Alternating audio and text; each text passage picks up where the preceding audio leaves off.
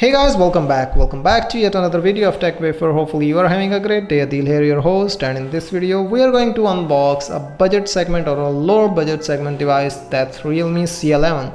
And now without further ado, let's start the unboxing.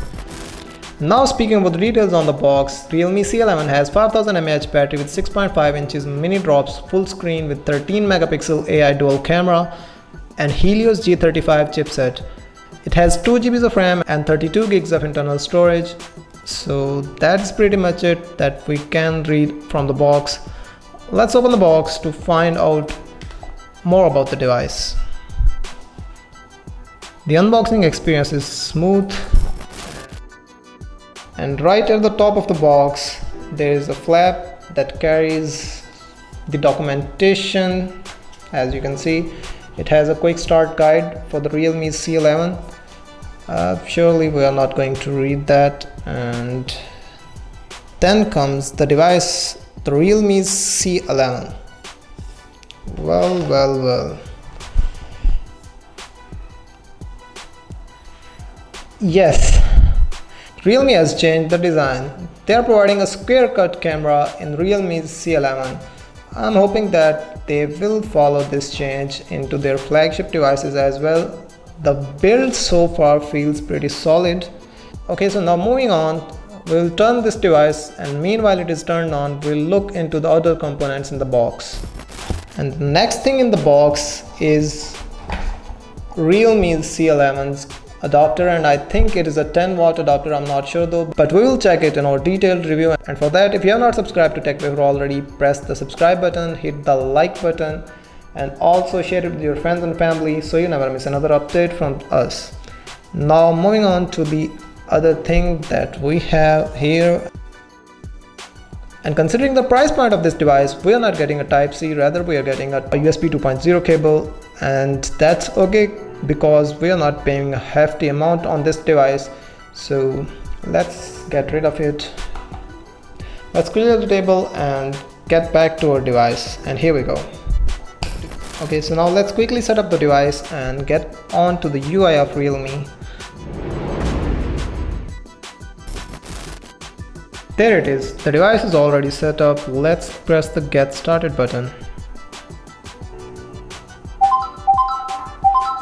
And there it goes, the device is ready for the use. Speaking about the bezels on the left, right and the top are comparatively a lot thinner than the bezels on the bottom. Now moving on to the back of the device. By having a look at the back, in the first glance, color looks pleasing and attractive. There's a square camera setup at the back with the rounded edges along with an LED flash.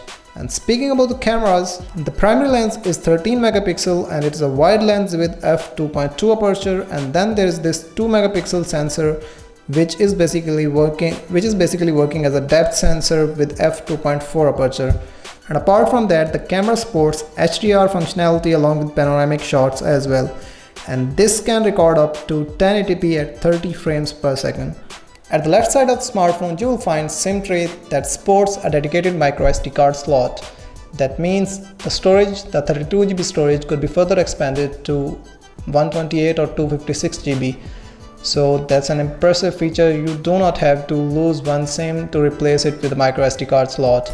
At the right side of the device, you will find power button along with the volume rockers placement, even though I like the volume rockers to be placed on the left side. But considering the size of the smartphone, the volume rockers are also reachable, and the volume rockers and the button is pretty solid. I think it could have been a bit softer. And at the bottom of the smartphone, you will find speaker grill along with USB 2.0 connector along with the microphone and 3.5mm headphone jack. So that is pretty much it about the design of the device. Now, speaking about the software, this phone is carrying Android 10.0 and Realme's user interface running at the top of that.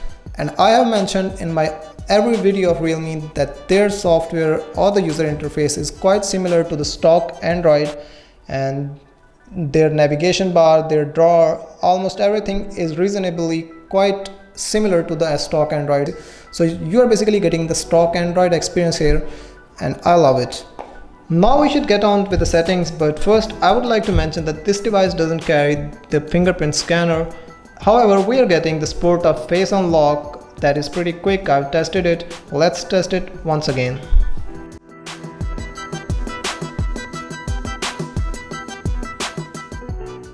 It works surprisingly well and pretty quick. As you can see, the device unlocks immediately right when you press the power button. So as far as the performance of unlock is concerned, I think there's no problem at all. Considering the price point this device comes at and comparing that with the features that it has, I think having no fingerprint scanner is like bearable for us. So let's get on with the settings now, and here we go. And when you open the setting, you'll find out this device is running the latest version of Android 10.0. You are getting the latest version of Android right out of the box. Along with that, we have 2 GB of RAM.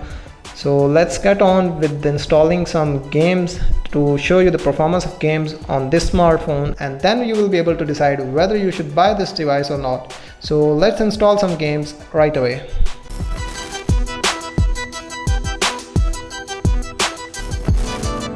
Okay, so let's play the game. Let me lower the volume a little bit. We're playing Call of Duty Mobile, so you can observe the performance. Meanwhile, I'll enjoy and play the game.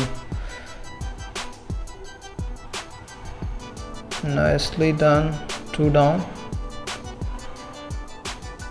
Now let's wait for it and camp here.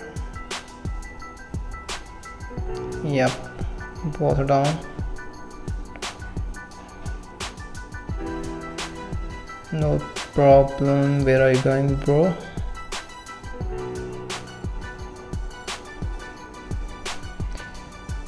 Okay, so as far as the gaming experience is concerned, as you have noticed, there's not any lag, or I would say minimal lag. I'm not sure though,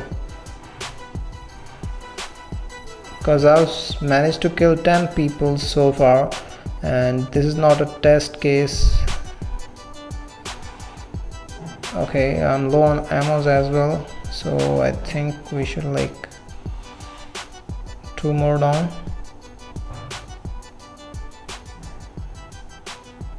Okay, finally I'm dead. So okay, so as far as my gaming experience in this device is concerned, I think it's pretty okay. The game is being played at like low settings. Let me show you that. And speaking about the settings, this phone is playing on low settings on medium frame rates. So as far as the gaming experience is concerned, I think it is pretty okay, and there's nothing like lag I've observed so far. However, you will notice some like frame drops sometimes during the gameplay, and the device doesn't get too much heat up as well, because I've played 3 games in a row so far, and the temperature is, let me show you that. And speaking about the heating issue, I've played 3 games in a row on this device, and so far this is the temperature that we are getting, and it is pretty normal considering I've played like 3 complete multiplayer Call of Duty Mobile games on this smartphone so far. Only limitation I found here is the RAM, not the processor. Processor is reasonably well performing.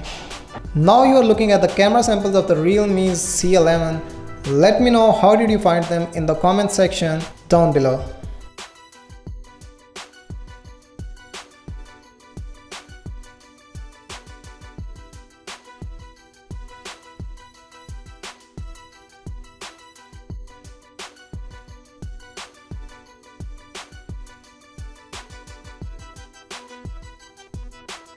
And speaking about the pricing information is being displayed on your screen right now. Let me know what do you think about the device, and with that I would like to conclude the unboxing of Realme C11. Thank you very much for watching. Do not forget to like this video, share it with your friends and family, and also subscribe to Tech Wafer for more amazing content. See you in the next one. Peace out.